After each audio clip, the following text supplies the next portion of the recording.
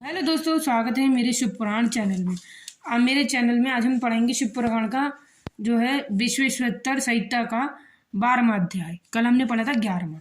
ठीक है। सूत जी बोले विद्वान मतलब मोक्षदायक और पूर्ण क्षेत्रों का वर्णन। कल काल विशेष में विभिन्न नदियों के जल में स्नान और उत्तम फल का निर्देश, तीर्थों के में पाप से बचे रहने की चेतावनी। मतलब ये कहते हैं सूत जी बोले विद्वान और बुद्धिमान महर्षियों मोक्षदायक शिव क्षेत्रों का वर्णन सुनो।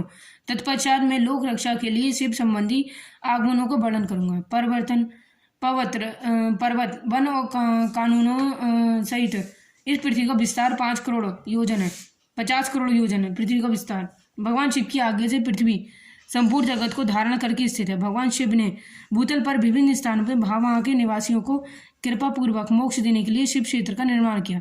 कुछ क्षेत्र ऐसे हैं जहां देवताओं तथा ऋषियों ने वास स्थान बनाकर अनुग्रह किया, इसलिए उन्हें तीर्थ तत्व प्रकट हो गए। तथा अन्य बहुत से तीर्थ क्षेत्र ऐसे हैं जो लोगों की रक्षा के लिए स्वयं प्रदाभूत होते हैं। और तीर्थ और क्षेत्र जाने पर मनुष्य को सदा स्नान, दान और जप आदि करना चाहिए, अन्यथा भय, रोग, दरिद्रता और मुक्ता आदि दोषों का भागी होता है। जो मनुष्य भारतवर्ष के भीतर मृत्यु को प्राप्त होता है वह अपने पूर्ण के फल से ब्रह्मलोक वास करके पूर्ण पक्ष के पश्चात पुनः मनुष्य योनि में ही जन्म लेता है। आगे कहते हैं मतलब जन्म तो लेता है, कहते हैं पापी मनुष्य पाप करके दुर्गतियों में ही पड़ता है। ब्राह्मण पूर्णतः क्षेत्र में पाप कर्म किया जाए तो वह भी दुरन हो जाता है। अन्यथा पूर्ण क्षेत्र में निवास करते समय सूक्ष्म से सूक्ष्म अथवा थोड़ा सा पाप ना करें। सिंधु, शत्रुधु और सत्यजल नदी के तट पर बहुत से पुण्य क्षेत्र हैं। सरस्वती नदी परम पवित्र और 7 मुख वाली कही गई है, अर्थात उसकी 7 धाराएं। विद्वान पुरुष सरस्वती के उन धाराओं के तट पर निवास करके वह क्रमशः ब्रह्मपद को पा लेता है। हिमालय पर्वत से निकली हुई पूर्ण सलीला गंगा 100 मुख वाली नदी है। उस तट पर काशी, प्रयाग आदि अनेक पुण्य क्षेत्र हैं। वहां मकर राशि के सूर्य होने पर गंगा घाट में तत्पुत्र पहले से ही अधिक प्रासाद और एवं पुण्यदायक हो जाती है। शुक्र भद्र नदी 10 धाराएं हैं। वह बृहस्पति के मकर राशि में आने पर अत्यंत पवित्र व अविशिष्ट फल देने वाली हो जाती है। उस समय वहां स्नान और उपवास करने से विनय पद की प्राप्ति होती है। और पुण्य सलीला महानदी नर्मदा के 24 मुख्य स्रोत हैं। उनमें से स्नान और उसके तट पर निवास करने वाले मनुष्य को वैष्णो देवी पद की प्राप्ति होती है। तमसा के 12, रेवा के 10 मुख, परम पूजनीय गोदावरी के 21 मुख बताए गए हैं। वह ब्रह्म हत्या तथा गौ मद के पाप को नाश करने वाली एवं रुद्र लोक देने वाली है। और कृष्णा वेव नदी का जल पवित्र है। वह नदी समस्त पापों का नाश करने वाली होती है। कृष्ण जी नदी है, वह समस्त पापों का नाश करने वाली है। और इसे 18 मुख बताए गए हैं, जैसे विष्णु लोक प्रदान करने वाली और तुंगभद्र के 10 मुख और ब्रह्मलोक देने वाली और पुण्य सलीला और स्वर्ण मुखरी के 9 मुख कहे गए हैं। ब्रह्मलोक से लौटे गए जीव उस क्षेत्र के तट पर जन्म लेता है। सरस्वती नदी, परोपकार नदी, कन्याकुमारी अंतरिप तथा शुभ कारक श्वेत नदी, ये सभी पुण्य क्षेत्र हैं। इनके तट पर निवास करने से इंद्रलोक की प्राप्ति होती है। और सहस्त्र पर्वत से निकली हुई महानदी कावेरी परम पुण्य में है।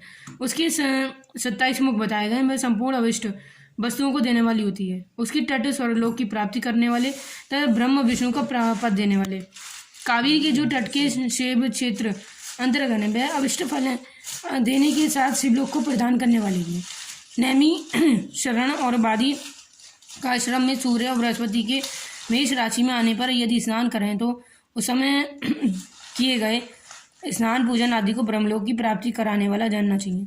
सिंह, कर सिंह और शुक्र की संक्रांति होने पर सिंधु नदी में किया गया स्नान और केदार तीर्थ में जल का पान और स्नान ज्ञानदायक माना गया। बृहस्पति सिंह की राशि में स्थित हो तो उस समय सिंह की संक्रांति में युद्ध भद्र पद्मासन यदि गोदावरी के जल में स्नान किया जाए तो वह शिवलोक की प्राप्ति कराने वाला होता है। ऐसा पूर्व काल में स्वयं भगवान शिव ने कहा। जब सूर्य और बृहस्पति कन्या राशि में हो तब यमुना और शोकभद्र स्नान करें। इसमें स्नान धर्मा तथा गणेश जी की लोक में महान भोग प्रदान करने वाला होता है। यह महर्षियों की मान्यता है। जब सूर्य और बृहस्पति तुला राशि में हो तो उस समय कावेरी नदी में स्नान करें। और उस समय वह स्नान विष्णु के वचन की महिमा से संपूर्ण विशिष्ट वस्तुओं को देने वाला होता है। जब सूर्य और बृहस्पति वृश्चिक राशि में आ जाए तो मार्ग अगान के महीने में नर्मदा स्नान करने वाले श्री विष्णु लोक की प्राप्ति होती है।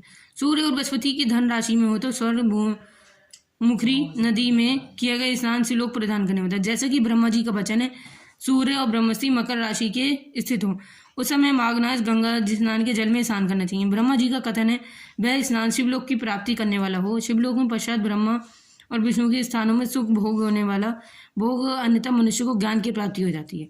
माघ में इसमें सूर्य और कुंभ राशि में हो तो फाल्गुन मास की गंगा जी के तट पर श्राद्ध और पिंडदान आदि पिता और नाना दोनों कुला के पितरों की पीढ़ियों को उद्धार करने वाला माना जाता है। सूर्य और बृहस्पति मीन राशि में हो तो कृष्ण देवी नदी में स्नान की दृश्यों की प्रसिद्धि। उन्होंने महीना में पूर्वोत्तम तीर्थों में किया गया स्नान इंद्रप्रस्थ की प्राप्ति करने वाला होता है। विद्वान पुरुष गंगा और कावेरी नदी का आश्रय लेकर तीर्थवास करें।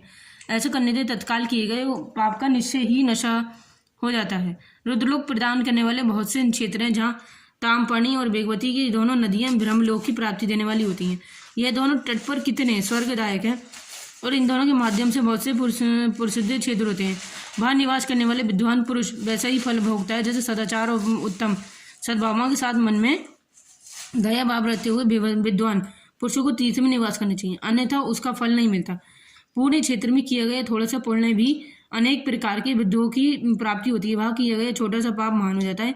यदि पूरे क्षेत्र में रहकर जीवन बिताने वाला निश्चय हो तो पूरे संकल्प उसका पहले का सारा पाप तत्काल नष्ट हो जा गया, क्योंकि पुण्य को ऐश्वर्य देते कहाँ गया है।